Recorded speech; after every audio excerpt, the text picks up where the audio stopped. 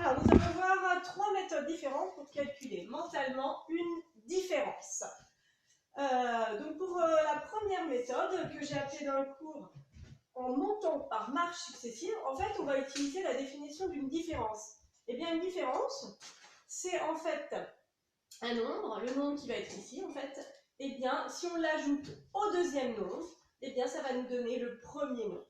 C'est-à-dire, je vais commencer par écrire donc notre deuxième nombre, 6,3. Eh bien, je vais chercher le nombre qu'il faut que j'ajoute à 6,3 pour obtenir 10.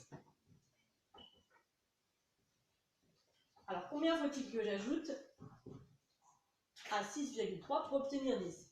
Eh bien, pour ne pas se tromper, parce que souvent l'erreur, par exemple, on pourrait se dire que 6, pour la 10, eh bien, il y a 4, donc vous pouvez mettre 4, quelque chose. Pour éviter cette erreur-là, eh bien, on va y aller par étapes. On va se dire 6,3, on va déjà faire une première étape et se dire combien il faut que j'ajoute pour aller jusqu'à 7. Et puis après, on fera une deuxième étape, on va se dire de 7 pour aller à 10, combien il faut que j'ajoute. Alors 6,3 pour aller à 7, eh bien, il faut rajouter 7 dixièmes. Et de 7 pour aller à 10, il faut ajouter 3. Donc au total, il faut ajouter 7 dixièmes plus 3, ce qui nous fait un total de 3,7. Donc le résultat sera égal à 3,7.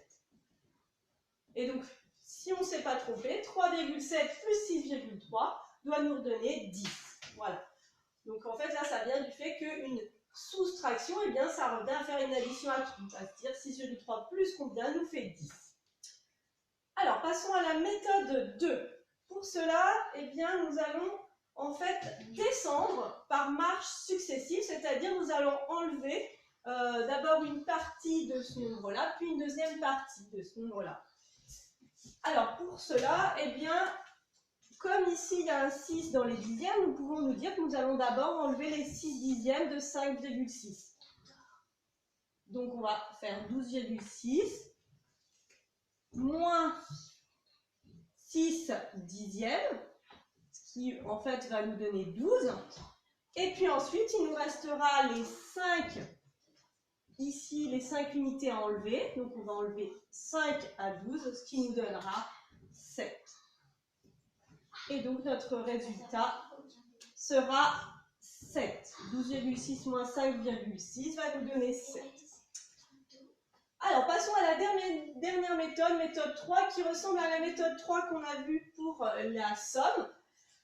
Puisqu'ici, en fait, on a enlevé 0,99 à 5,24. Et 0,99, eh bien, c'est un nombre qui est proche de 1, qui se termine par un 9 et qui est proche de 1.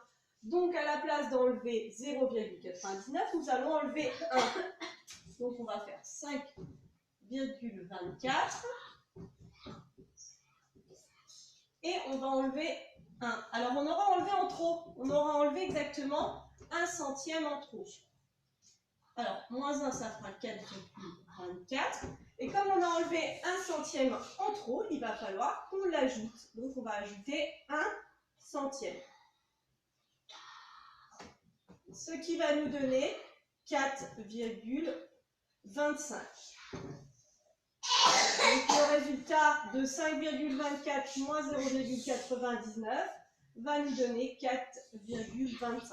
Donc pareil, cette méthode, comme pour la somme, sera intéressante d'utiliser quand on aura un nombre qui se termine par un 9, ce qu'on avait déjà vu avec les nombres entiers. Si on a enlevé 19, on peut enlever 20 et ajouter 1.